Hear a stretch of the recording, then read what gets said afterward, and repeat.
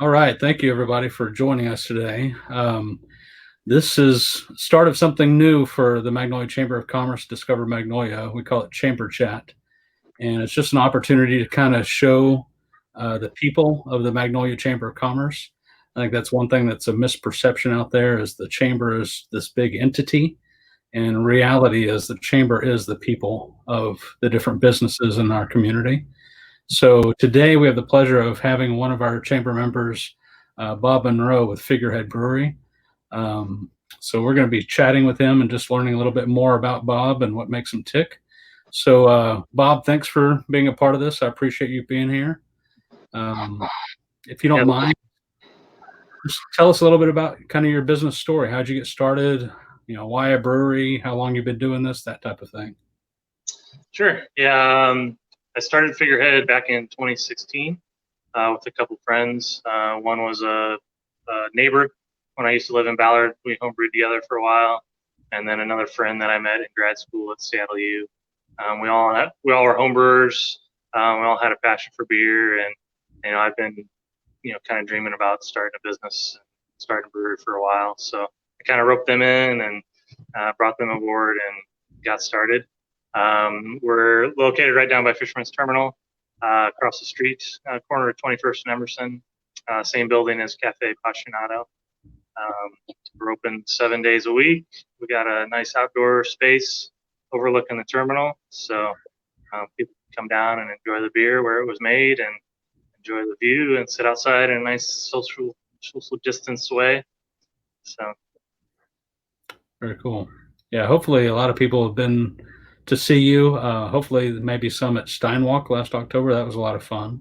yeah, sure. Um, One thing, obviously, we've all been dealing with this year is the impact of COVID on our community and on our businesses and just our own personal lives. And I wanted to kind of get an idea from you. What have you learned in this time of COVID? And what changes have you had to make? How has it impacted you as a business? And Yeah, I mean, I feel kind of fortunate. I mean, we're kind of one of the lucky businesses that have been able to stay open in some form or fashion through the whole thing. But I think the biggest thing for me, takeaway, especially thinking moving forward as well, is how to be flexible and be able to adapt as quickly as possible. So I think we were the first Seattle brewery to start delivering. So wow, we've been delivering beer since early mid March, before the lockdown even started. Actually, we started delivering around the neighborhood. So people can order online through our website, and we'll bring it right to your door. So just finding different ways and new ways to get beer to people. I mean, we're doing a lot more bottling than we've ever done since we opened. I mean, we probably bottled 3,000 bottles in the wow, last months, which is it's probably more than we've done the first 3 or 4 years we've been open. So really? that's pretty amazing. But just however we can get beer out the door, we gotta find new ways. So that's the biggest takeaway for me. That's inspiring. So you said they order for the delivery, they go straight to your website for that? Yeah, we got a web page you can order and pay online, and we'll bring it right to your door. And we And deliver basically west of I-5, anywhere from Magnolia all the way to Edmonds. So, wow, yeah, impressive. And what is your website again, real quick? it's figureheadbrewingcompany.com. All right. So one of the things we want to do too with these chamber chats is get to know the person a little bit too. So for Bob Monroe, if you don't mind, tell us something of interest about you. Do you have a hobby? Is there something unique about you that the average person wouldn't know offhand? So to be honest, I got two young boys at home and a business, so I don't really have time for hobbies anymore, unfortunately. But I guess, I mean, the hobby that got me into this was homebrewing, right? So I homebrewed for more than a decade before I started the brewery. And I homebrewed the first time when I was back home in Illinois. I grew up in Illinois. When I was 19, I brewed with a buddy. And we thought we were pretty smart because you didn't have to be 21 to buy the ingredients. And to be honest with you, the beer was pretty terrible. Uh, Also, to be honest with you, we drank the beer. But luckily, we stuck with it. And I didn't really start brewing a ton until I came out here. I moved out here in 2004 for a job with Boeing. So I was actually with Boeing for about 15 years. I actually just left a few months ago. So I was actually doing both for the first few years of the brewery, which Wow. was taxing for sure, but what I needed to do. So yeah, that's a little bit about me. I guess I'm a Midwest boy at heart, I guess, but Seattle's grown on me for sure. Nice. I'm sure you miss the winters in Illinois. No, I can't handle that anymore. I've gotten soft living here. You know, it gets above like 75 degrees here. I start complaining it's hot. So if it doesn't rain for like 30 days, like I start missing the rain. So I guess I've been here long enough now. Right. Well, that's pretty special when a hobby can become your livelihood and still enjoy it. That's pretty cool. Yeah. So we were talking the other day, and I wanted to see if you won't mind sharing what would you say is kind of your business biggest success or biggest challenge in doing this business? Sure. Yeah, I mean the biggest success I'd probably point to in 2018 we won a gold medal at GABF, the Great American Beer Festival. So that's kind of the main competition for U.S. breweries. And that's only 2 years in? What's that?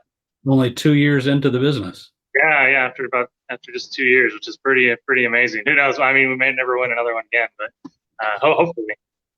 But yeah, that was pretty special moment. I mean, it's kind of what you know, as a brewer, especially in the U.S., like kind of dream of a medal at GABF, and to be a gold is even more amazing. So that was pretty special moment. As far as kind of the biggest challenges for me personally, so in early 2017, I had some health issues. I didn't really know what it was, and eventually diagnosed as pancreatitis. But basically, the result of that is I can't drink anymore. So I haven't actually been able to drink any of the beer I'm making since 2017. So obviously, that's kind of a tough thing for a business owner and a brewer. Definitely, there's times where like I wonder if I was going to be able to maintain passion for doing this when I put the effort in and I can't reap the rewards of what I'm making. So I've been trying to find more ways to kind of maintain my passion, both in the business and brewing. So one way that we've done that is I started what's called a beer education night. It's kind of on postponed right now since we can't really do much in person at the brewery. Right. Once we open back up, I'll start it up again. But basically, people come in, it doesn't cost anything, and I do a kind of an educational series on the science behind brewing. It's kind of usually do a 4-part series, delving into the science of the mash and how it works, and kind of our brewing philosophy at Figurehead, and then it culminates in a class project where we develop a recipe together, and then that recipe gets brewed here at Figurehead and goes on tap. So that's just been a great way for me to kind of maintain my passion behind brewing and my interest in it. Because as long as I can, from that get at least a few people that have a better appreciation for what we're doing, then that gives me the drive to keep doing it. So. Wow, that's pretty cool. And when do you do those? We typically do it like the first Tuesday of the month. We do it over 4 months. But right now it's just kind of on hold until we can, have groups back in here. I've been doing a few things kind of virtually, like some Facebook or Instagram live things. So I might do a few more of those while we're still in this kind of stage. But hopefully once we open back up, we'll start that back up in person. It's a much better interactive course when you can come here and drink beer while we talk about it. So. Absolutely. So it'd be a good idea for them to follow your social media so that one, they'll see what you're doing now, but also when you start to announce when that opens up again. Yeah, for sure. Yeah, and we usually create events like on Facebook for things like that. So. Yeah, nice. Well, one thing I wanted to talk too about is it seems like so often, especially in this COVID time, it can get easy to get down about how things are different and the uncertainties and stuff like that. But one thing I've found about small business owners in particular is a resiliency, and you've spoken about that in your own story up to date right here. But in what ways would you say you're hopeful about the future?